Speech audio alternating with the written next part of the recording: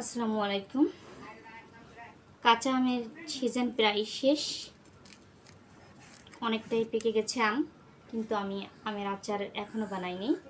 ঝুড়ো আমের আচার বানাবো, তাই এই আমগুলো নিয়ে নিচ্ছি ঝুড়ো আমের আচার করার জন্য। প্রথমে আমগুলো ছিলে নিব। আমগুলো আমি বটি দিয়ে কেটে নিব। এগুলো হচ্ছে রসুন, আমি শুকলা সহকারে কেটে নিয়েছি। এটা শুকিয়ে গেলে পারা এমনিতে চলে যাবে, তো আমরা অ্যাড করে দিচ্ছি।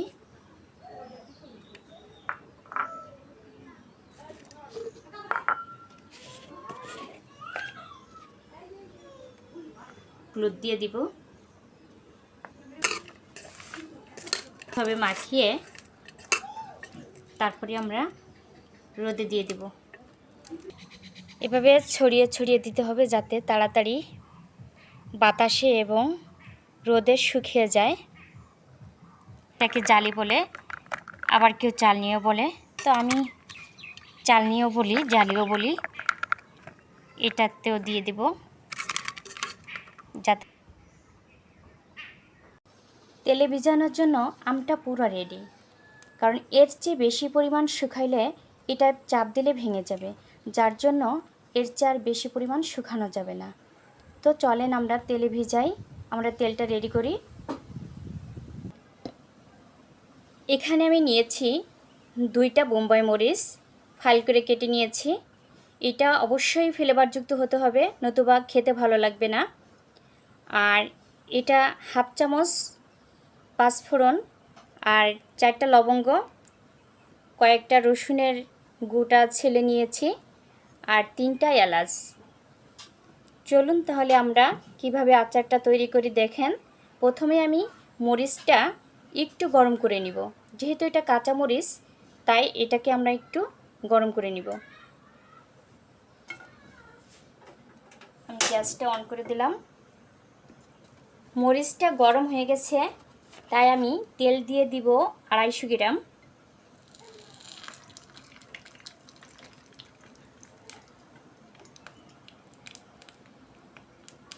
অবশ্যই এটা লো আছে গরম করতে হবে, নতুবা সরিষার তেলের গন্ধটা হারিয়ে যাবে।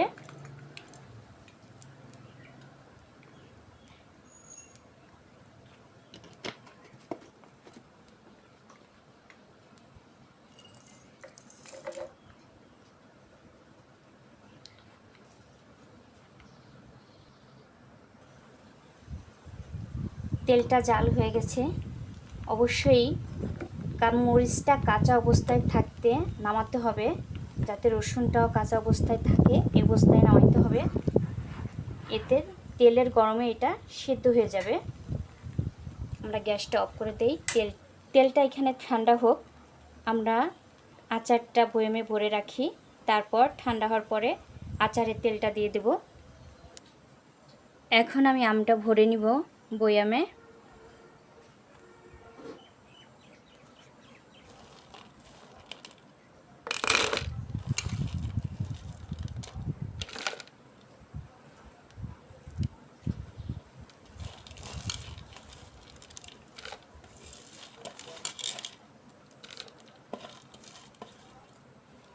আমার আমটা ভরা শেষ, এখন আমি তেল দিয়ে দিব।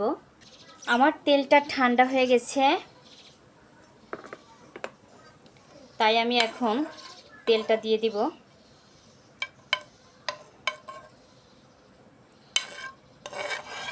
এই দেখেন মরিচটা কিন্তু হাফ হাফ কাঁচা রয়ে গেছে, কারণ কাঁচা রয়ে গেলে হাফ হাফ কাঁচা রয়ে গেলেই ঘ্রাণটা সুন্দর আসবে।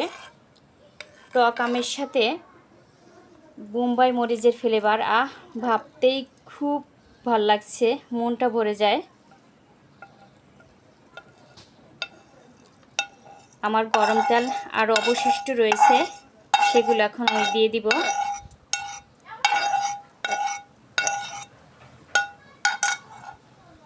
আমি এটা ঠান্ডা হতে দিয়েছিলাম, এই অবশিষ্ট তেলটুকু এখন আমি দিয়ে দিব।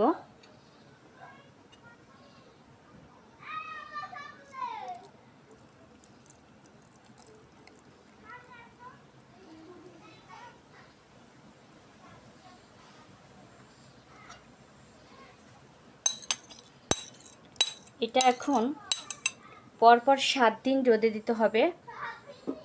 রোদে দিলে পারাই ঘ্রাণটা বা ফ্লেভারটা আরও সুন্দর হয়ে উঠবে।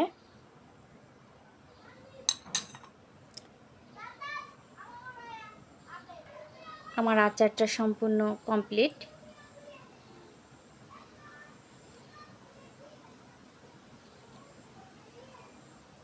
বোম্বাই মরিচের সাথে আমের ঘ্রাণ, কি মজা! এই আচারটা সারা বছরেও নষ্ট হবে না এবং বোম্বাই মরিচের গন্ধটা বা ফ্লেভারটাও নষ্ট হবে না। খুব সুন্দর থাকবে এবং সব কিছু ঠিকঠাক থাকবে এবং খুব মজাদার একটা আচার।